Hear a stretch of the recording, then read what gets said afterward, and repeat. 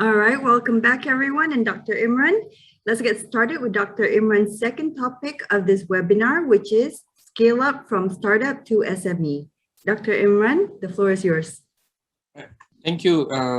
Apologies, just because I refreshed the topic, so we started from growing and sustaining your business. Apologies for the mistake. Right. So as I mentioned, it's more of a journey. Apologies, I'm going back to the slide. So it's more of a journey since we start. So now that entrepreneurs here and everybody here, they can understand that okay, at this point of life and at this stage in our business and this stage of this time in this pandemic and at this point of the PKP, so we should know everything about it. So this will build up on something that we are going to talk about, which is growing and sustaining a business. You can never achieve that without understanding this core concept. Not the core concept that you learn, the BMC, what is a business and how do you apply for a loan and how do you apply for SSM. No, those are things are very helpful, but in order for you to understand the next topic about growing and sustaining a business, I just need you to just understand these two core topics. Again, it might be something new, it might be a refresher, it might be something for you to, okay, I need to reevaluate my business because from what Dr. Imran has mentioned, my understanding and my value proposition, my customer segments is totally different than what I was being taught, what I'm practicing right now, because I follow the money. Yeah, and most people do. It's fine. It's a roundabout way to do it, but if you actually start following the money from your customers, it's very easy to link the two, right? So yeah, you understand the proper value proposition right now and your customer segment right now. Our next topic will just focus, build up on that, all right? Moving forward, right? So, so now we're talking about growing and sustaining your business in the COVID-19 era. So if you had to choose a strategy, all right, rely and focus on your existing customers, all right? So remember when I said one of the things that you need to do is actually to just know your customers. Why? I mean, there's unlimited customers. In Malaysia, there's roughly 32 million people, yeah, plus minus children and non-adults, probably you get around 25 to 37 million. So why focus on 200 customers? Oh, they only pay 40 ringgit, 50 ringgit. Why should I give them my time? Because that's why, because they pay you 40, 50 ringgit. That's why you need to focus on that. And if that's not enough for you, that if you can think about it, so let's if you can think about it, understand what a business means to a customer, right? So let's say you're a business, any biotech or bioeconomy company, anybody. You can have something organic, something related to honey from natural honey from bees, from local farming. You can have a fruit product or a derivative of a fruit substance that has high in sweetness but low calories and low sugar content, which is good. So even if you have that value, know what it means for a customer to fully trust you. Now, last time, before not just the pandemic, before e-commerce and before everything, people actually give you money first before they get the product. Now, as you now know as a business, we actually put the money on a payment gateway or on a system that basically after everything is cleared, no refunds, then the money will be deposited to account. But again, the act of the payment comes from the customer. So a customer who doesn't know you, you don't know them, they don't know you, you don't know them, gives you their hard-earned 10 ringgit, 40 ringgit, 100 ringgit, 2,000 ringgit to you without knowing actually that you can deliver the value. One of the questions was that actually what is being delivered, what value is being delivered, what product and services am I getting, right? So without knowing that. So know how difficult it is. So if I was a stranger and you were strangers outside, if I just asked you, hey, here, you want a watch, 20 ringgit? Said, okay. I mean, and then people will just shoo me off, right?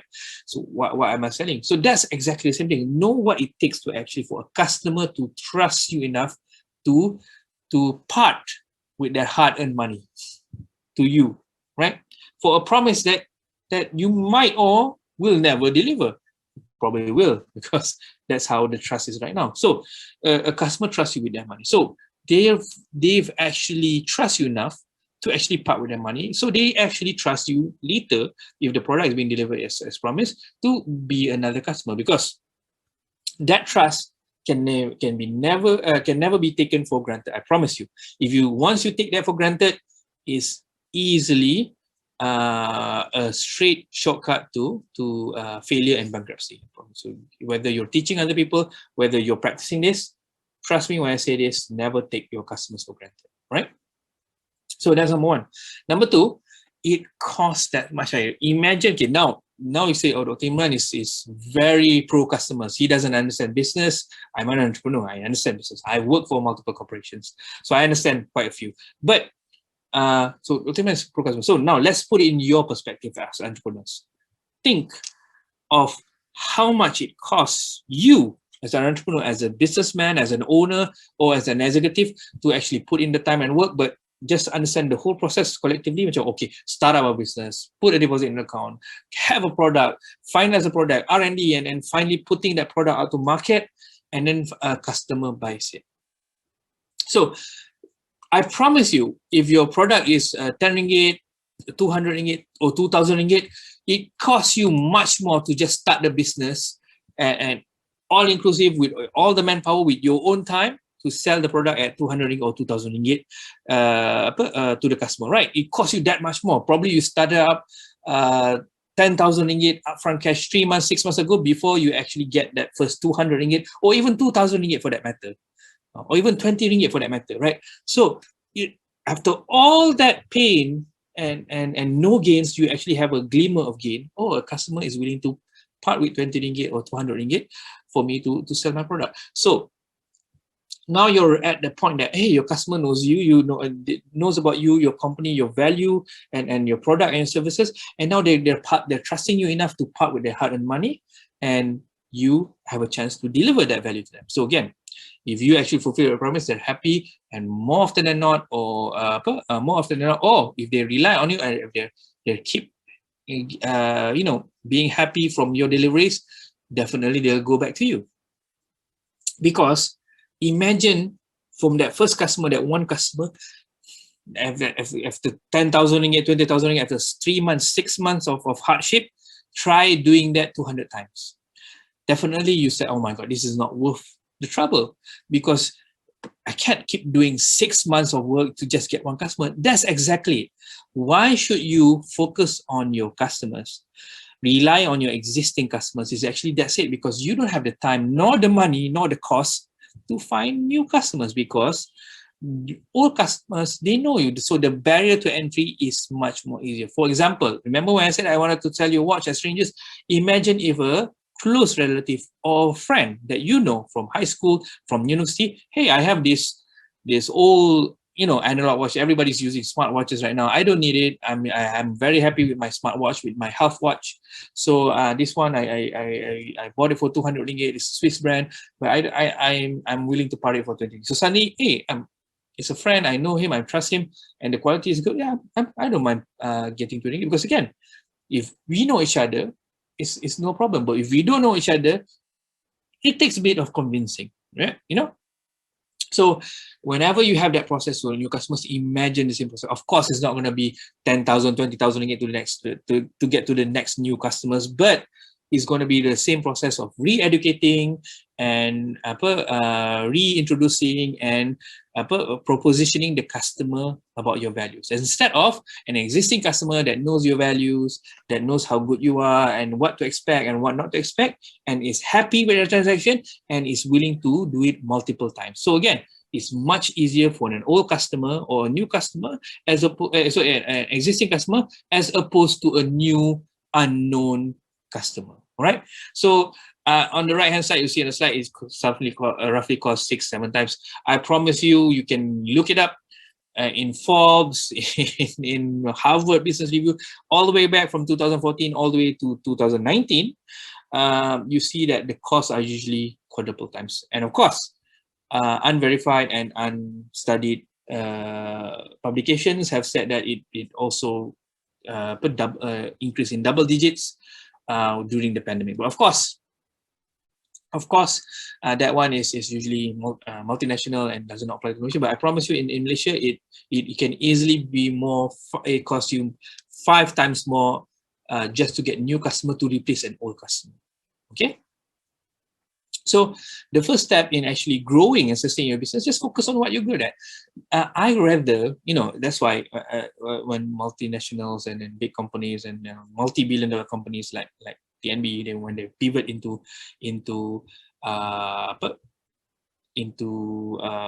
fiberization and telecommunications and internet connectivity, they have, number one, they have big bags. Number two, the hard work has been done. Somebody else has built up you need internet. Yeah, what is internet? There's no need to be re-educating.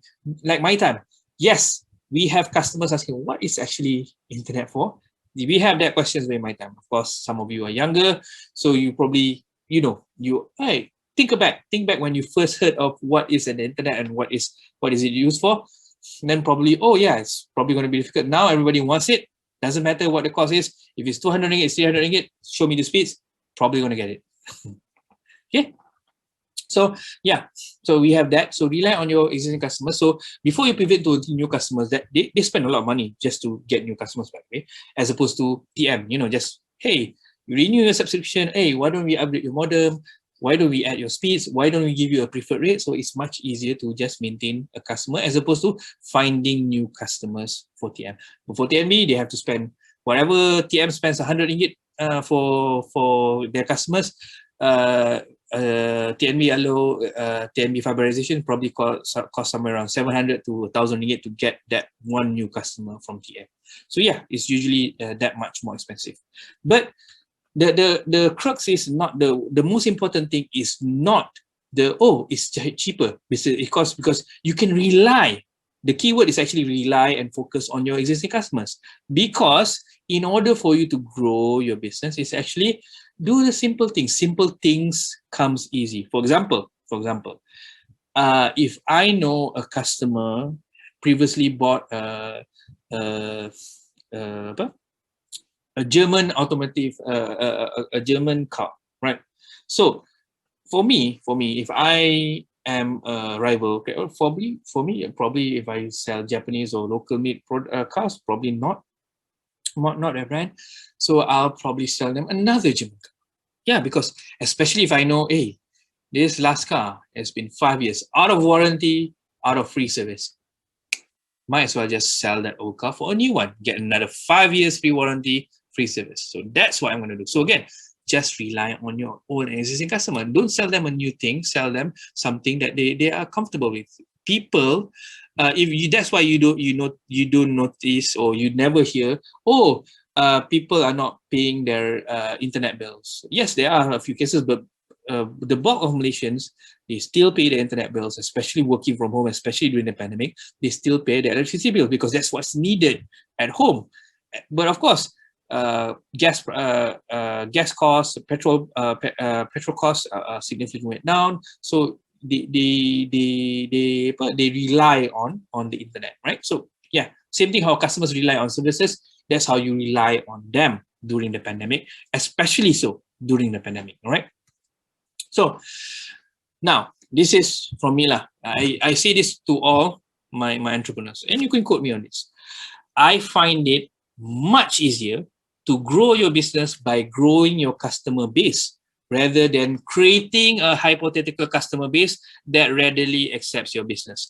Say that, hey, I'm good in industry A, I'm good in product A and service A, and find unproven, unfounded, unrecognized, and unheard of market segment that readily accepts it. Or, hey, market segment A, market segment B. Oh, hey, I'm just here marketing to you. Tell me about your wants and needs. No, telling me about your customer. Okay, would you, like, for example, I mean, we're in electricity, but would you be interested if we also provide package it, bundle it together with an internet plan? I'm much more interested. There you go. So knowing your customers is knowing where to pivot, right? So for example, I like to do this because it's funny and it's true at the same time. I think because I see a lot of millions of ringgit being spent on it. Koei, the brand, again, I have no affiliation with them, nothing to, I don't even know how they sell the products even. I know how, but I don't get into details. But you see on the billboard suddenly from water filter to best, because it's funny because they actually know their customers. They actually have the phone numbers, they actually have the address, the installation, and they have the service period. So they know, hey, during the pandemic, these people, despite we're selling at 129 or 159 a month, they still keep paying for it. I mean, they have internet bills more than 100 ringgit. They have electricity bills more than 100, 200, 300 ringgit. And yet, during the pandemic, they still can pay off that 129, that 180, that 300 ringgit, sorry, that 239 a month bill, service and installation bill regularly. So now we know that they have good cash flow, i.e. they can afford something. So when we know their address, we know their phone number, suddenly we package with something that's totally unrelated to a water filter, which is a bed, katil.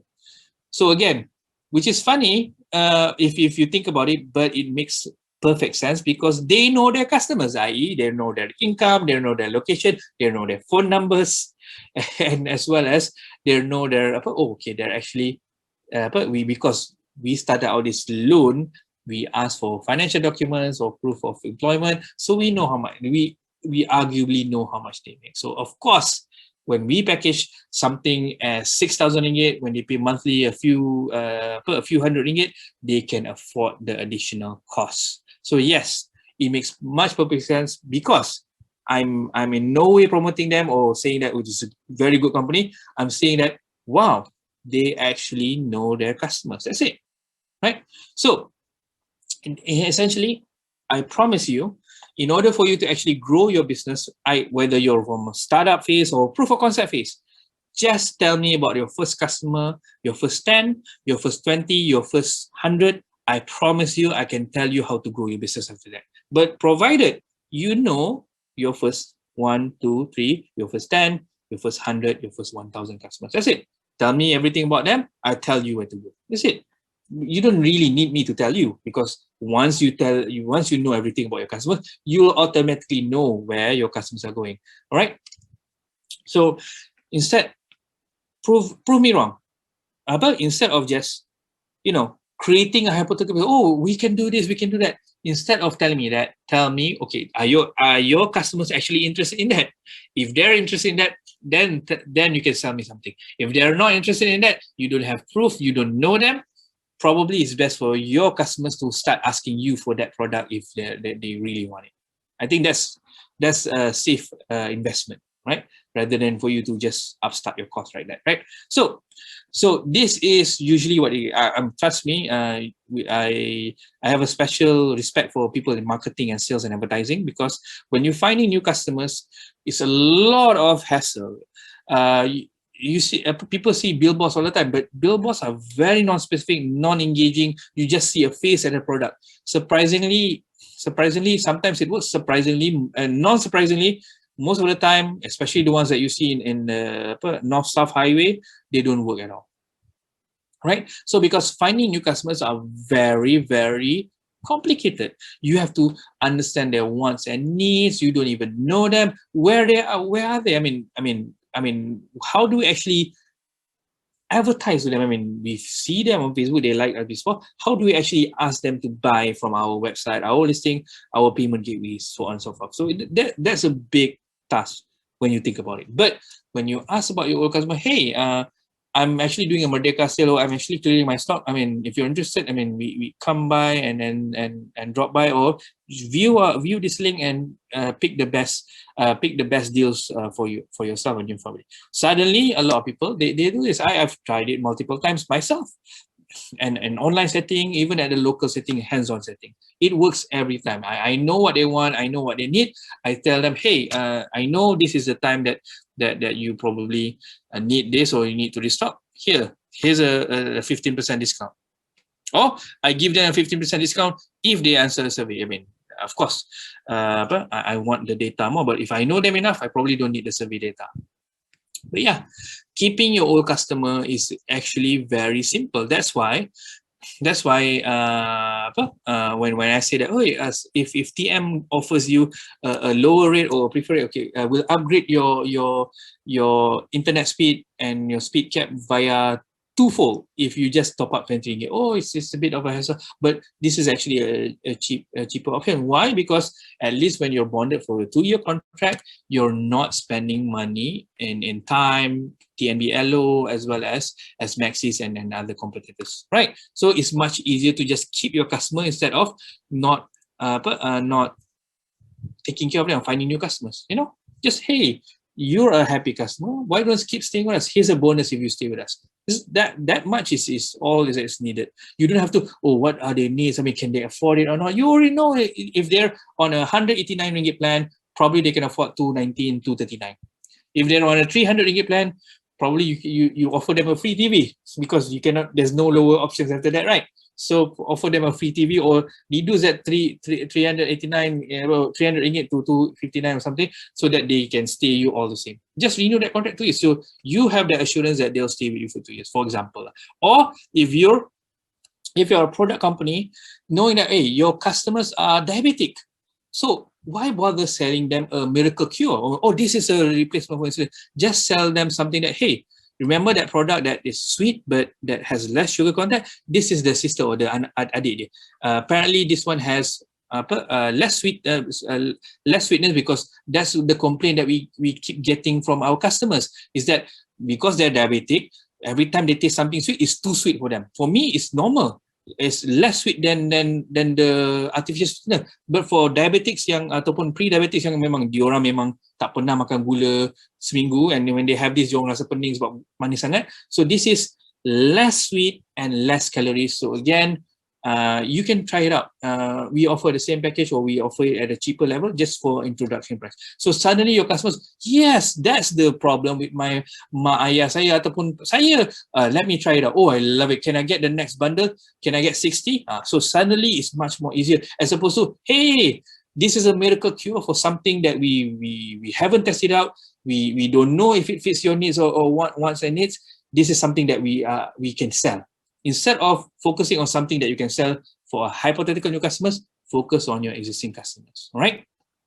So step 1 is understanding your customers, right? So that's what we're talking about. Step 2, your customer segments, they will tell you where to go, all right? So for example, one of the things that we learn in BMC, the pains and gains of the customers. So when you talk about it, don't talk about your customers in terms of age, demographics, their earning capacity. That's a bit demeaning or dehumanizing. In order for you to know where your customers are going, you need to put in the human element, i.e., if they're saying that, hey, actually, with all the bills racked up, I'm actually having problems paying that.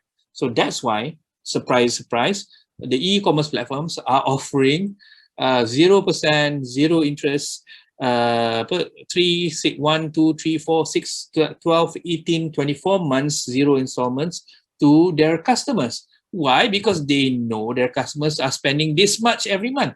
So that's why when you know your customers, when you know every detail about them, suddenly they will tell you where to go. Hey, I actually have this problem. Hey, if I'm buying a car, I'm worried about the resale value of my car. Yeah, it's not the automotive companies, the Protons, the Produce of Malaysia. They're not like, oh, this is something where the customers are telling them that, hey, last time I bought this car, I had to pay the existing difference 20,000 again. I'm not going to buy your car anymore. Oh, no. Well, let's create a program that guarantees the value of your car after 7 years, 9 years, 5 years, 6 years, 7 years, so on and so forth, so that actually you'll be protected in the long term. Suddenly they have that package, not because the geniuses at the automotive companies think about it. It's actually the customers are telling them, hey, this is what we need. This is very important for us.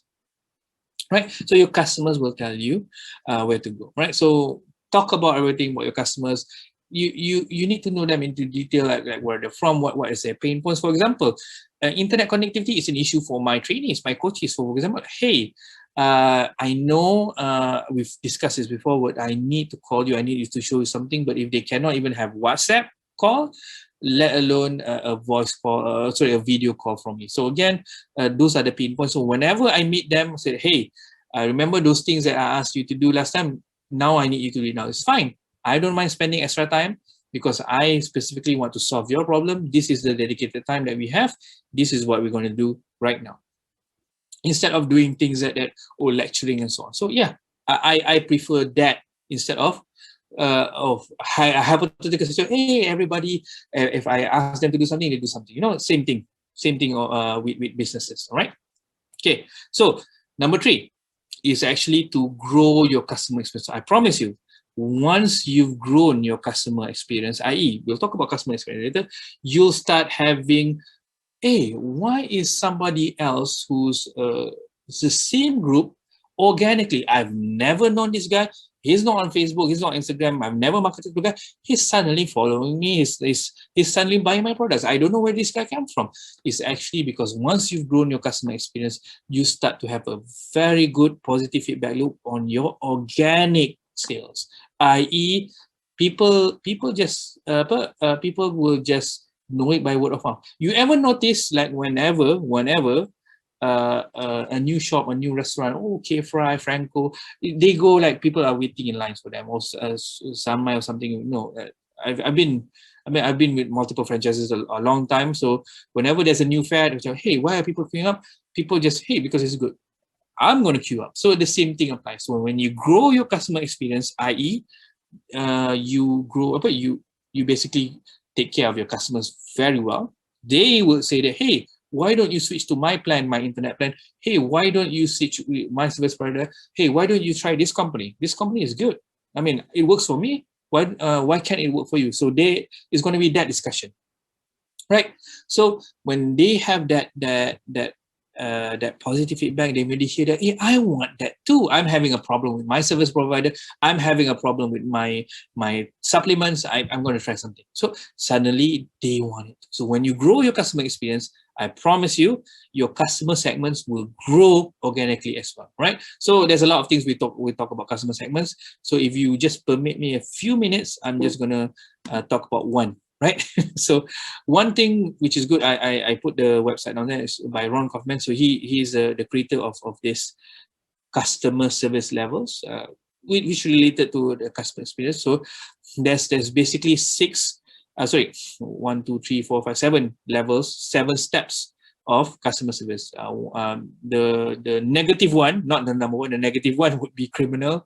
Number 1 would be basic, expected, desired, surprising, and unbelievable. So now, we've talked quite a bit on past businesses existing now, i.e. TM, Petronas, Apple, Dell, and so on and so forth, right? So the differences in those businesses and how they know when to pivot. Hey, why don't we go to cloud computing and cloud storage and hardware instead of personal computing, selling directly to customers? Why don't we go into companies instead of individuals? You know, selling 200 to Petronas instead of selling to 1 to a customer in Malaysia, right? So yeah, it's actually because when they gauge their level of customer service, hey, suddenly this one is what is wanted, this is what is needed, and this is widely accepted. In order for you to know what is widely accepted by the customers, you will rely on these levels of customer service. All right. So I don't even want to talk about negative 1. I don't even call it number 1 because it's criminal. Because whatever that we've, Mr. Samsul said, that what is being delivered, what is being promised to be delivered, and what is actually being delivered, that is usually a criminal level of customer service. Now, in Malaysia, the only criminal thing that you can have is actually a fine. That's it. But or a refund. Otherwise, there's nothing actually criminal about it. But I promise you, a criminal level of customer service would bring bankruptcy and failure, because basically it betrays the customer's expectations, and people are just going to associate with scams and good, bad customer service, and people are just going to boycott you out of spite instead of reason. So bringing on the haters is one thing to set yourself for failure. Now, let's talk about basic. So the basic level of customer service is actually what is actually, you know, standard, you know, 3 days, 4 days, 7 days waiting time for local deliveries, maybe 3 weeks up to 1 month for overseas deliveries. So that's the basic thing. Nothing special. Expected is something that, hey, everybody's doing this, and probably this is what I can expect. Free delivery on e-commerce platforms, right? Everybody's it's not basic. It's not included in everything, but it's one of the things that we expect for us to shop online, right?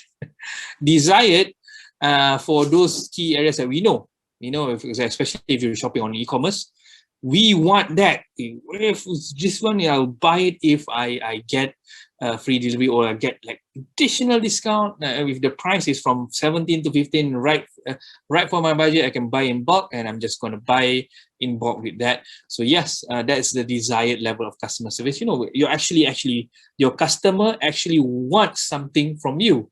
That is a very good definition of a desired customer service. Surprising and unbelievable is way beyond expectations. Surprising something, hey, why are you giving me a cash coupon? Why are you giving me one free product with my purchase? That is very surprising. Unbelievable is basically you're paying for a 3-star hotel, you get 5-star, 6-star service. Surprising, unbelievable. I mean, if you tell your family that, oh, ni tipu lah, ni mana ada macam ni, yes, sometimes unbelievable, although rare, also happens, right? So why am I talking to you about Ron Kaufman and the 6 levels of customer service? Because this is a good indicator for you to gauge where your customers are going right now. For example, if I told you 5 years ago that, oh, online shopping is very tedious, there's a lot of scammers, and like you're more often than not to be scammed than get a product, it's true. Probably true before the rise of e-commerce, especially popular ones like Lazada and Shopee in Malaysia. Last time, when you had one company, I dare not say it's same because it's involved in multiple lawsuits, which is one of the top 3 websites. It's supposed to be e-commerce, but it lacks a payment gateway and it lacks quality control. So people just scam each other on that platform, but it's fine. And yet it's one of the top 10 websites in Malaysia, and they get revenue from ads, not from customers. So it doesn't affect their business model if people actually get scammed. But yeah, but that is something that expected. But right now, that is something like 2020, 2021, 2022, that's something criminal. But I promise you, 5 years ago, more often than not is what is expected. 15 ringgit, I'm probably going to get scammed, but let me try. Yeah, that's what usually, that's what people think at that time. But yeah, so the reason, because it is, and I don't want to take Ron Kaufman's word from out of context, but he does a good job. If you want to learn about customer service and customer experience, I think Ron Kaufman is the name and website is listed down below on the right bottom corner. He is the best person to explain this. But one of the things that you need to know about at this point is that when you look at the levels of customer service and customer experience, it is like an escalator. So things that are desired and surprising and expected now, in a couple of years, they are going to be basic or even criminal. Like, for example, if you tell me that my parcel is it takes 1 week to be delivered, no, this is criminal, right? So depends on the level. So customers hate it so much, right? But that's the problem with logistics. It takes time. But of course now with Amazon, 2-hour, 3-hour delivery, next day delivery guaranteed. So that's what people are expecting and consider as basic. Because I think the business model with Amazon is that they pay a yearly fee. They get everything either 2 hours or within a day or within 24 hours. Simple as that. Nothing complicated about that. So they make money from subscription. That's why they all right, pukul 10 ada orang hantar, all right, pukul 6 we'll send it to the destination in 200 miles away. So yeah, so that's the level of customer service. So right now, the best way for you to see this as an escalator is like, let's talk about TM again. So TM, number 1 internet service provider in Malaysia, especially landed and fiberized networks. So they're done. But when you think about it, if they are doing what they're doing 20 years ago, you just payphones. Now you don't even see payphones in any infrastructure development. Last time, yes, the only time TM was brought upon is just to secure the landlines and payphones. Yes, any schools, any building, payphones and landlines. But now it's more about, all right, so you have a 200 bedded hospital, government owned, and nobody can call from the hospital because the walls are too thick to block the radioactive signals, so on and so forth, blah, blah, blah. So you have X-rays and MRIs and so on. So yeah, and then of course the building is too tall, too big. There's no penetration from the cell tower. So what they do right now, yes, this is what TM does. They just build signal receivers from the top of the building, from the walls, and build in the fiberization within the walls so that instead of the signals penetrating from floor to floor, from wall to wall, they just copy each other and be like a mesh router. Yes, that's what's happening in I think hospital. Women and Child Hospital in HKL. That's where my son and my daughter follow ups at. So yeah, I have 4G signal at the floor, the ground floor, which has somewhere around 8 to 9 stories above it. Yeah, easily get a 4G because of the copy. So yeah, so if you think about it, suddenly like, okay, we'll build a new hospital, 200 bed, 100 million, probably it's going to cost us 700 million ringgit, and we'll install payphones. Suddenly orang kutuk TM, right? Because that's criminal nowadays, but back 20 years ago, 30 years ago, that's probably standard or wanted, right? So you look at it in terms of escalating, always moving up. So whatever is desired and expected can easily go basic in a couple of years, right? I dare say, like with the trend of e-commerce right away, I think everybody's going to come away with almost free or next day delivery, because that's what people want and that's what people are willing to pay for, right?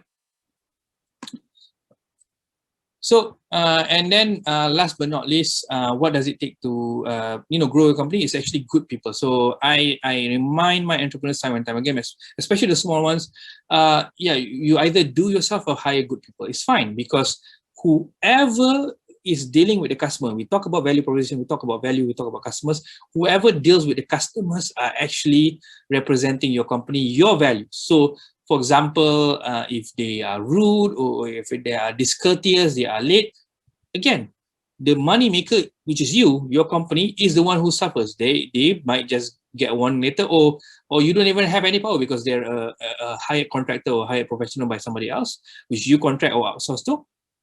So you don't have any disciplinary measures to take action for. So hire good people and hire good partners so that whoever is involved in the value chain to the customer, i.e. the channels, we'll talk about it tomorrow, more about it tomorrow, but whoever is involved with delivering value, who represents your company, your product, your services, is actually very good at their job, so that the value transferred adequately from your company, your product, your services, to whoever is in charge, your partner, your delivery partners, your employee, to the customers effectively. So there's no loss of value in between the exchange. The reason why I'm worried is because, hey, everybody outsources, everybody wants everything cheap.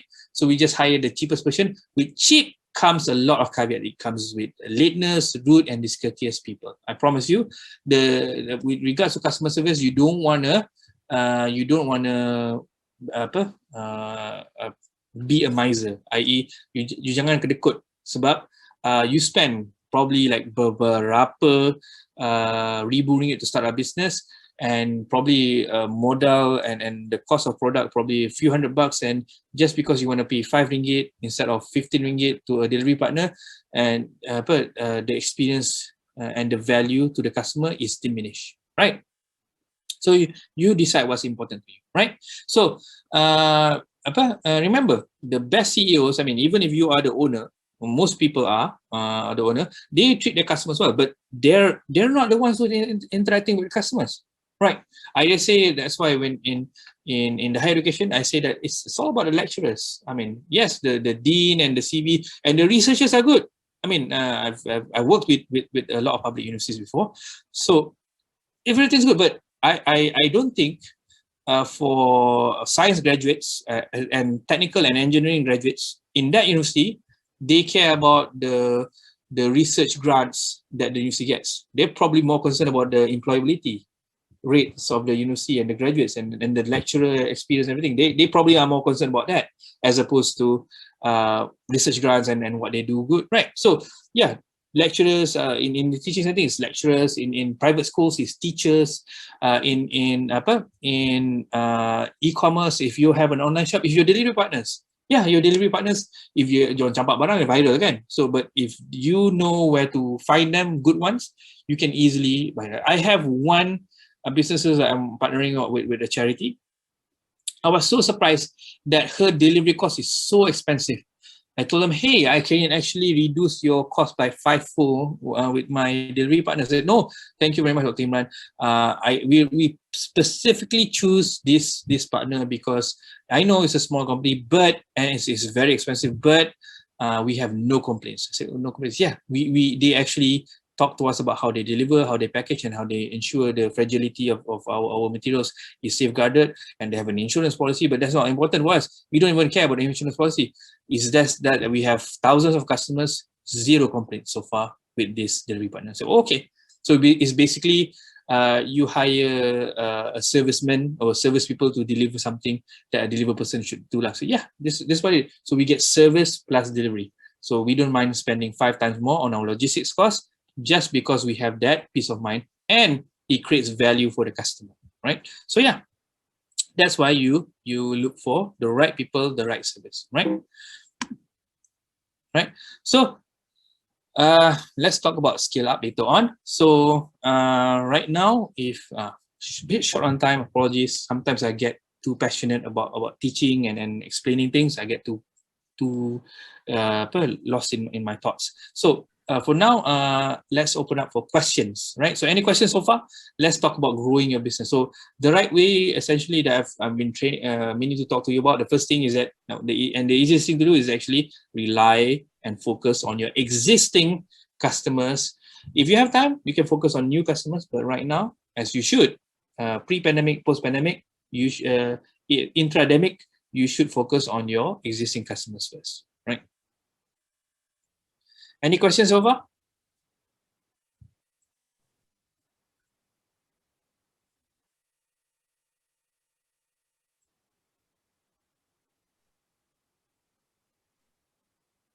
Well, since there are no questions, I've checked the chat box as well. There are no questions for now.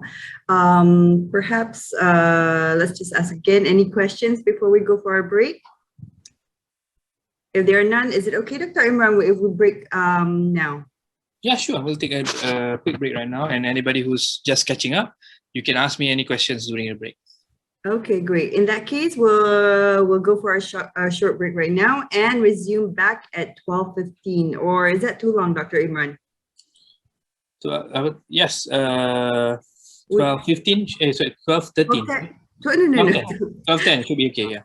12:10 then. All right, everybody. See you in 10 minutes. Thank you.